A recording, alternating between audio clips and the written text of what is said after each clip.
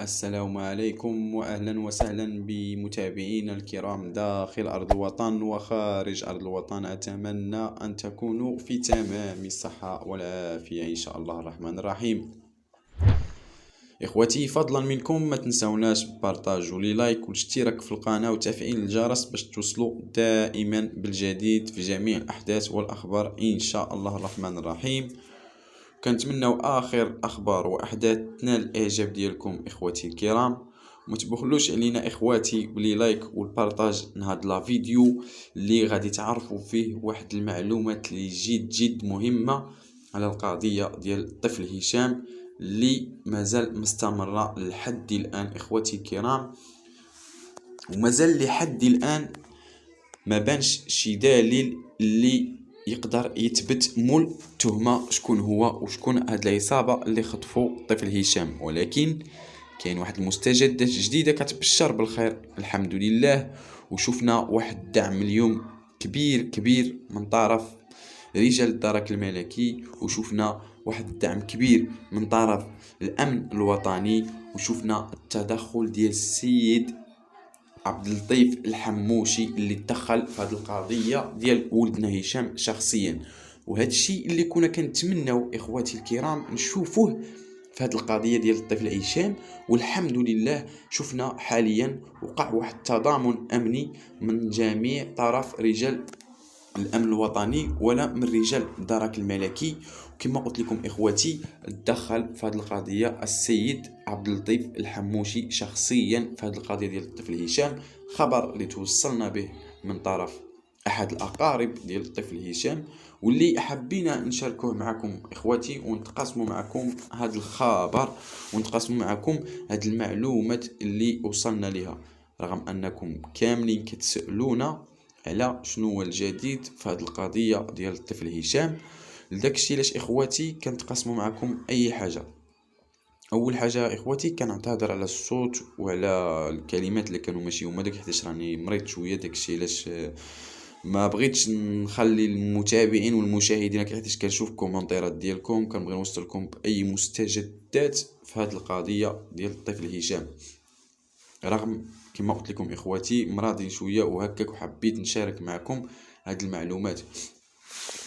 اخواتي الكرام، كما قلت لكم بان ملي شفنا واحد التدخل ديال السيد عبد اللطيف الحموشي في هذه القضيه ديال ولدنا هشام، الخبر اللي توصلنا به من الاقارب ديال الطفل هشام، كما قلت لكم اخواتي، ومع كما زال التحقيق مستمر من طرف رجال الدرك الملكي مع الاشخاص اللي مشكوك فيهم واللي كانوا مازالين في التحقيق، كالشوافه ومول الحانوت ومول السياره الكحله، اللي جات شي معلومات بان كتقول كانوا معاه واحد جوج ديال الاشخاص في السياره النهار اللي تخطف فيه الطفل هشام من دوار بوشفعه.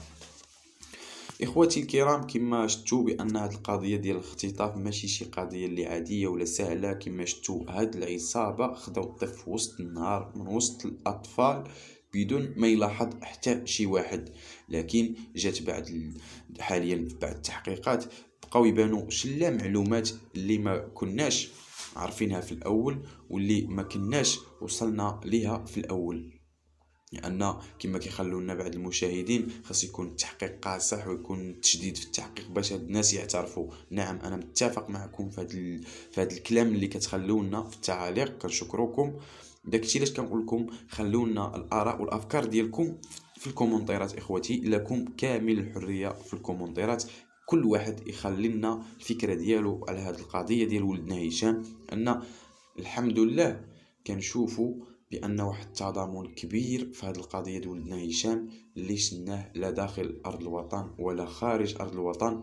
كنشكروا الجاليه المغربيه اللي في فرنسا وفي ايطاليا واسبانيا وفي جميع انحاء العالم، اللي شفنا كذلك واحد الدعم حتى من الدول العربيه اللي كنشكروهم على التضامن ديالهم معنا في هذه القضيه ديال ولدنا هشام اللي مازال مختفي، او كما نقولوا اخواتي عفوا مختطف هذه المده ديال 54 يوم، ولحد الان الجميع يسال عن الجديد في هذه القضيه. اخواتي لداك الشيء علاش كنبغي نبارطاجي معكم جميع المستجدات كما قلت لكم في السابق في هذه القضيه ديال الطفل هشام، ان حاليا مازال البحث مستمر مازال اخواتي ما كاينش شي متهم اللي عليه شي تهم كما قلت لكم مضبوطه. حاليا مازال التحقيق مع 3 ديال الاشخاص، لان هنا بانوا شله مستجدات في هذه القضيه ديال ولدنا هشام، لان مول السياره كما قلت لكم في الاول ما كانش اعترف بداك الاشخاص بانهم كانوا معه في السياره.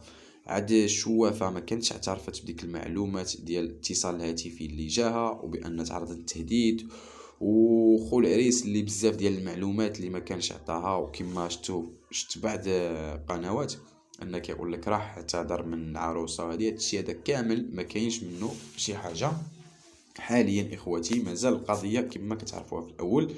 المستجدات اللي كاينه في هذه القضيه هو التحقيق مازال مستمر مع هاد الاشخاص، وما بغيناش اخواتي هاد القضيه ديال الطفل هشام تتهمل ولا تنسى، وهاد المجرمين ما ياخدوش العقاب ديالهم. ان الحمد لله كما قلت لكم في السابق كنشوفوا واحد التضامن كبير في القضيه ديال ولدنا هشام اللي صبح ولد المغاربه لا داخل ارض الوطن ولا خارج ارض الوطن. وحنا غادي نتابعوا هاد القضيه ديال ولدنا هشام حتى نوصلوا ليه ان شاء الله الرحمن الرحيم. كثروا من الدعاء ديالكم اخواتي، كثروا من الدعاء ديالكم في اي وقت. دعيو مع الطفل البريء، هاد الطفل الراضع اللي لا حول ولا قوه الا بالله. ان باش تاخذ طفل في هذا السن هذا وهاد المده كامله، الانسان ما كتكونش في قلبه الرحمه. وهاد اصحاب الكنوز كما كتعرفوا عليهم اخواتي ما كيعرفوش شي حاجه اسمها الرحمه. هنا المعلومات اللي جات بان هاد اصحاب الكنوز هما اللي قاموا بالاختطاف ديال الطفل هشام، ولكن حنا بغينا نعرفوهم شكون ساعدهم، لان ضروري شي شخص من العائله اللي ساعد هاد الاشخاص باش خداو الطفل هشام. ان كما قلت لكم في السابق ما يمكنش يجي شي واحد من برا الدوار بوشفاعه وياخذ الطفل في وسط النهار، من نهار ديال الجموع ديال العروسه. ما يمكنش، لان هادشي مستحيل. ان ضروري خصك تكون عارف المنطقه، تكون عارف الطريق، تكون عارف بزاف د الحوايج، لان هادشي هذا اللي بغينا يوقع فيه التحقيق مزيان. وكنشكروا السي عبد اللطيف الحموشي اللي تدخل في هذه القضيه شخصيا. وان شاء الله الرحمن الرحيم غادي الان غادي يتبدل التحقيق على الاول، وغادي نوصلوا ان شاء الله الرحمن الرحيم لشي مستجدات اللي غتكون ايجابيه في هذه القضيه. عندي احساس بان طفل هشام مازال كينتظرنا نوصلوا ليه ان شاء الله.